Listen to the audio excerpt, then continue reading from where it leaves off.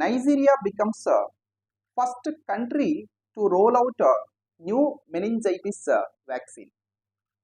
కొత్త meningitis vaccine ని విడుదల చేసినటువంటి ప్రపంచంలోనే తొలి దేశంగా నైజీరియా దేశం నిలిచింది. సో ఇది ఒక సంచలనాత్మకమైనటువంటి చర్యగా మనం చెప్పుకోవచ్చు. మెనింగోకాకల్ అనేటువంటి బ్యాక్టీరియా యొక్క 5 జాతుల్ని లక్ష్యంగా చేసుకొని ప్రపంచ ఆరోగ్య సంస్థ చేత సిఫార్సు చేయబడినటువంటి ఒక వినూత్నమైనటువంటి మెన్ 5CV వ్యాక్సిన్ని పరిచయం చేయడానికి ఈ నైజీరియా దేశం ఏదైతే ఉందో ఇది ప్రపంచంలోనే తొలి దేశంగా నిలిచిందని మనం చెప్పుకోవచ్చు. సో ఇది ఒక చారిత్రాత్మకమైనటువంటి మైలురాయిగా చెప్పవచ్చు. ఎందుకంటే మెనింజైటిస్ని ఎదుర్కోవడంలో చాలా గట్టి ప్రయత్నం ఈ వ్యాక్సిన్ చేస్తుంది. సో ఈ ఆఫ్రికా మనం తీసుకున్నట్లయితే ఆఫ్రికాలో ముఖ్యంగా నైజీరియాలో తీవ్రమైనటువంటి ముప్పు ఉందండి మెనింజైటిస్ వ్యాధి వల్ల. సో ప్రపంచ ఆరోగ్య సంస్థ ఆల్రెడీ పిలుపునిచ్చింది 2030వ సంవత్సరం నాటికి మెనింజైటిస్ని నిర్మూలన చేయాలి. సో ఈ ప్రపంచ ఆరోగ్య సంస్థ 2030వ సంవత్సరం నాటికి మెనింజైటిస్ వ్యాధిని నిర్మూలన చేయడం కోసంగా ఏదైతే లక్ష్యాన్ని పెట్టుకో ఉందో ఆ లక్ష్యాన్ని సాధించడంలో ఇప్పుడు ఈ న్యూ మెనింజైటిస్ కి సంబంధించినటువంటి వ్యాక్సిన్ తప్పనిసరిగా ఉపయోగపడుతుందని మనం చెప్పుకోవచ్చు. సో అయితే నైజీరియా అనేటువంటిది ఆఫ్రికాలో ఉన్నటువంటి ఒక దేశం, ఆఫ్రికా ఖండంలో ఉన్నటువంటి ఒక దేశం, మీకంతా కూడా తెలుసు. సో అయితే ఆఫ్రికాలో మెనింజైటిస్ ని ఏ విధంగా ఎదుర్కొంటున్నారు? సో ఈ మెనింజైటిస్ వ్యాప్తి ఎక్కువగా ఈ ఆఫ్రికా ప్రాంతంలో ఉంది. సో ఈ ఆఫ్రికన్ మెనింజైటిస్ బెల్ట్ అంటాం దీన్ని. సో ఈ ఆఫ్రికన్ మెనింజైటిస్ బెల్ట్ లో ఎక్కువగా ఈ మెనింజైటిస్ వ్యాప్తి జరుగుతుంది. సో ఈ ఆఫ్రికన్ మెనింజైటిస్ బెల్ట్ లో ఉన్నటువంటి దేశాల్లో ఒక దేశం నైజీరియా దేశం.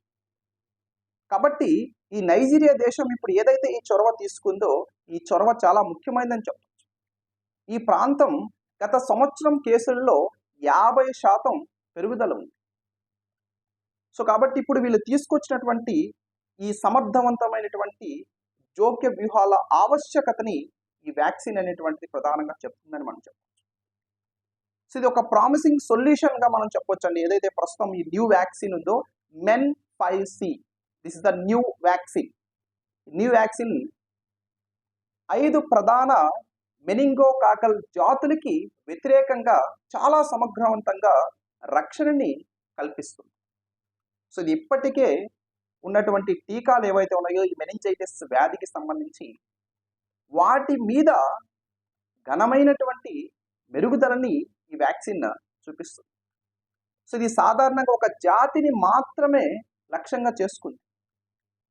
సో ఈ పురోగమనం మెనింజైటిస్ కేసుల్ని తీవ్రంగా తగ్గించి దాని యొక్క నిర్మూలన దిశగా పురోగతిని నడిపించేటువంటి సామర్థ్యాన్ని పెంచుతుందని మనమైతే ఖచ్చితంగా చెప్పొచ్చు. అయితే ఏంటి అసలు ఈ మెనింజైటిస్ అనేటువంటిది ఏంటి? మెనింజైటిస్ అనేటువంటిది యాక్చువల్గా మానవుల యొక్క మెదడు అలాగే ఈ వెన్నుపాము ఏదైతే ఉంటుందో ఆ వెన్నుపాముని కప్పి ఉంచేటువంటి రక్షిత పొరల వాపుగా మనం చెప్పొచ్చు. అంటే మెదడు వాపు రావడం, వెన్నుపాము వాపు రావడం, సో ఇలాంటివి. సో ఈ పొరలనే మెనింజెస్ అంటారు. పొరలను ఏమంటారు? మెనింజెస్ అంటారు. ఈ మెనింజైటిస్ యొక్క అత్యంత సాధారణమైనటువంటి కారణం ఏంటంటే ఎందుకు అసలు ఇది వస్తుందంటే వైరసెస్ కారణంగా అలాగే బ్యాక్టీరియల్ కారణంగా, వైరల్ ఇన్ఫెక్షన్స్, బ్యాక్టీరియల్ ఇన్ఫెక్షన్స్ కారణంగా వస్తాయి. సో ఇతర కారణాలు కూడా ఉండొచ్చు. సో ఇతర కారణాలు ప్రధానంగా మనం చెప్పుకోవాలంటే క్యాన్సర్ కానీ, శిలీంధ్రాలు రావడం కానీ, ఔషధ ప్రేరిత ప్రతిచర్యలు కానీ ఇలాంటివి. సో అయితే ఈ మెనింజైటిస్ వ్యాధి ఒకరికి వచ్చిన తర్వాత ఇది ఏ విధంగా వ్యాప్తి చెందుతుంది, ఏ విధంగా ఇది ట్రాన్స్మిషన్ అవుతుందంటే మెనింజిటైటిస్ కలిగించేటువంటి ఇన్ఫెక్షన్లు మనం తుమ్మినప్పుడు కానీ లేదా దగ్గినప్పుడు కానీ సో వాటి ద్వారా ఏవైతే లాలాజలం ఇవి బయటికి వస్తాయో సో వాటి ద్వారా ఇది ఎక్కువగా వ్యాప్తి చెందుతుంది.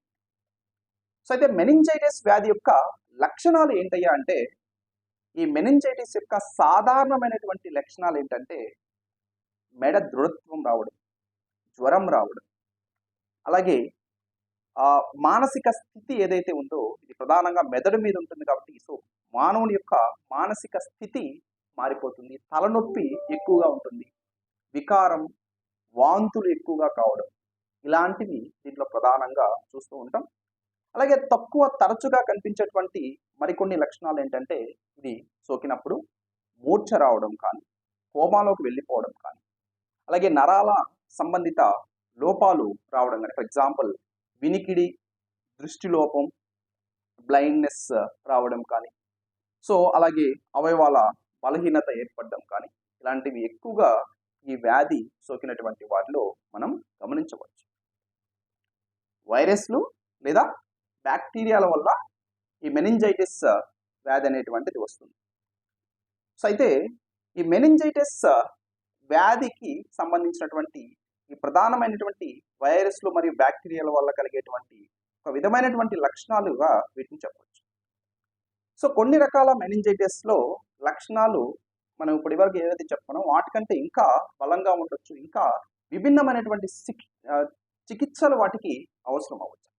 సో అయితే వన్స్ మెనింజైటిస్ వ్యాధి సోకితే వారికి ఏ విధమైనటువంటి చికిత్సలు అందుబాటులో ఉన్నాయి, ఏ విధంగా దీన్ని మనం నివారణ చేయొచ్చు అంటే, ఈ మెనింజైటిస్ అనేది వైద్యపరమైనటువంటి అత్యవసర పరిస్థితిగా చెప్పవచ్చు. సో ఇది 24 గంటల ప్రాణాంతంగా కావచ్చు, చాలా త్వరగానే తక్షణ వైద్య సహాయం అనేది ఈ వ్యాధి సోకినటువంటి వారికి అవసరం. ఈ మెనింజైటిస్ కారణాన్ని బట్టి తీవ్రత, తగిన చికిత్స, అలాగే సంరక్షణలో వారిని ఉంచడం ఇలాంటివి చేస్తారు. సో బ్యాక్టీరియా వల్ల వచ్చేటువంటి మెనింజైటిస్ ఏదైతే ఉందో దానికి తక్షణ యాంటీబయోటిక్ చికిత్స అవసరం. మనం ప్రధానంగా చెప్పుకోవాలంటే ఈ సాధారణ బ్యాక్టీరియల్ మెనింజైటిస్ ఏదైతే ఉందో ఈ మెనింజైటిస్ నుంచి టీకాలు ఉత్తమ రక్షణని అందిస్తున్నాయని మనం చెప్పుకోవచ్చు. సో మెనింగోకాకల్ వ్యాధి ఉన్నటువంటి వారి దగ్గరి పరిచయాల కోసంగా ఈ యాంటీబయాటిక్స్ వెంటనే వాళ్ళకి ఇచ్చినప్పుడు దానికి సంబంధించినటువంటి ఆ ప్రమాదాన్ని చాలా వరకు మనం తగ్గించవచ్చు. సో ఈ విధంగా నైజీరియా దేశం ఈ మెనింజైటిస్ వ్యాధిని అరికట్టడం కోసంగా 2030వ సంవత్సరం నాటికి ప్రపంచ ఆరోగ్య సంస్థ ఏదైతే ఈ మెనింజైటిస్ వ్యాధిని ప్రపంచం నుంచి పూర్తిగా నిర్మూలించాలనేటువంటి లక్ష్యాన్ని పెట్టుకుందో దాన్ని సాధించడం కోసంగా ఇది ఇప్పుడు తీసుకొచ్చినటువంటి వ్యాక్సిన్ చాలా ఉపయోగపడుతుందని మనం